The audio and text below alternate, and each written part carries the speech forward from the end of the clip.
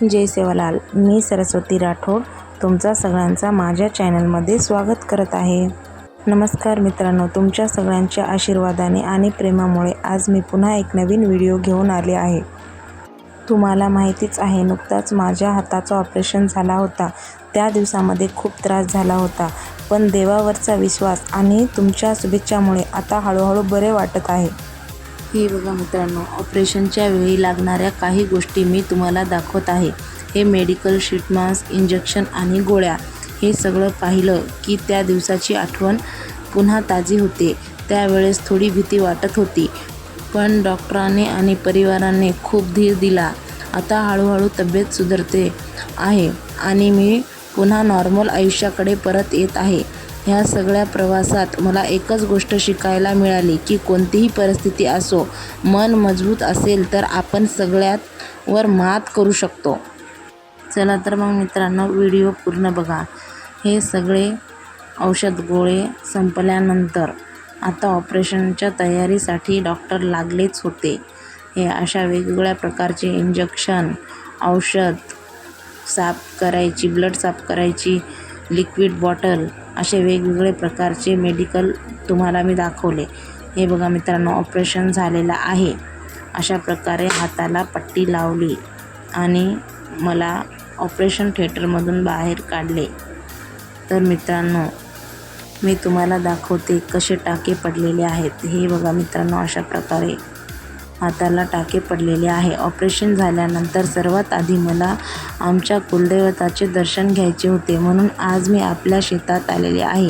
हे ठिकाण माझ्यासाठी खूप खास आहे, मनाला शांत देणारा आणि खूप जवळचं आहे.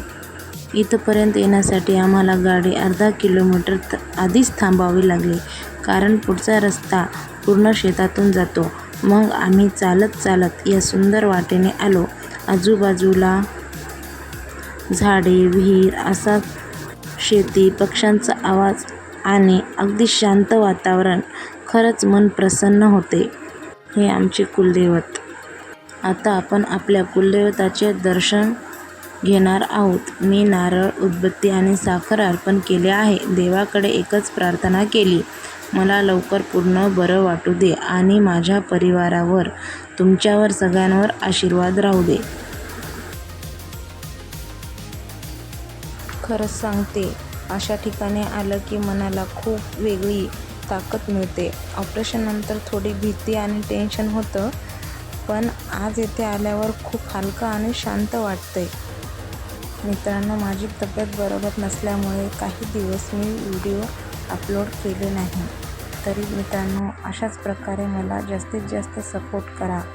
हे बघा मित्रांनो, सरांनी आशीर्वाद घेतल्यानंतर लगेच मी पण देवाकडे प्रार्थना केली.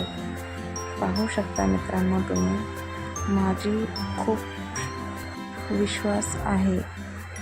हे बघा मित्रांनो, माझी गाडी मी एवढ्या लांब अंतरावर सोडून इथं पायी इथंपर्यंत आलेले आहे, कारण आतमध्ये गाडी जात नव्हती.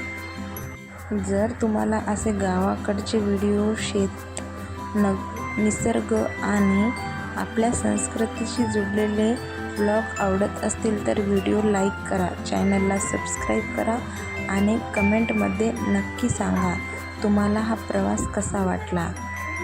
पुन्हा भेटूया एका नवीन व्हिडिओमध्ये. तोपर्यंत काळजी घ्या आणि आनंदी राहा. जीवनात कितीही कठीण प्रसंग आले तरीही हार मानू नका, कारण प्रत्येक वेदनेनंतर एक नवीन ताकद जन्माला येते. स्वतःवर आणि देवावर विश्वास ठेवा. तुम्हीही कोणत्याही परिस्थितीत स्वतःला कमजोर मानू नका. चांगले दिवस नक्की येतात.